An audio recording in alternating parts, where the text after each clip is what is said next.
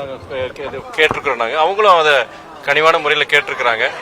அடுத்த கட்ட பேச்சுவார்த்தை நாளை அல்லது சீக்கிரம் முடியணும் நம்பிக்கையோடு இருக்கணும். கடந்த முறையோட கூடுதல் தொகுதியில் கேட்டு தருவோமா?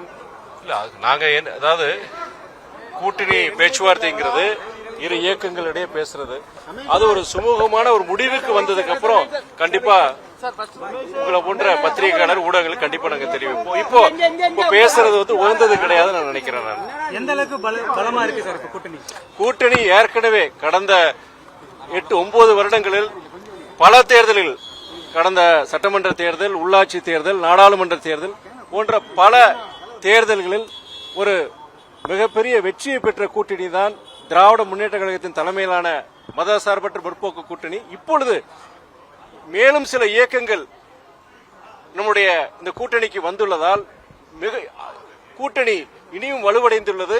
ஆகையால் இந்த தேர்தலை பொறுத்திருக்கிறேன்னா கூட்டணி வலு மாத்திரம் கிடையாது, தமிழக அரசாங்கம், திமுக தலைமையிலான தமிழக அரசாங்கத்தினுடைய செயல்பாடுகளால் நிறைய வேலை வாய்ப்புகள் உருவாக்கக்கூடிய நிறைய தொழிற்சாலைகள் இங்கு வந்திருக்கு.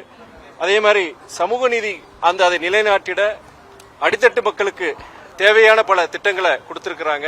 அதனால இதன் அடிப்படையில் ஒரு மிகப்பெரிய வெற்றியை மதசார்பற்ற முற்போக்கு அடையும் என்கிற நம்பிக்கை எங்களுக்கு இருக்கு.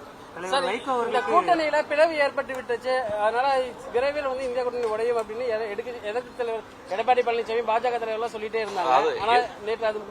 அதுக்கு ஒரு முற்றுப்புள்ளி வைக்கும் வகையில் காங்கிரஸ் பேரியக்கத்திற்கும் திராவிட முன்னேற்ற கழகத்திற்கும் ஒரு உடன்பாடு ஏற்பட்டு இந்த கூட்டணி மேலும் வலுவடைந்ததுதான் இன்னைக்கு நிதர்சன உண்மை.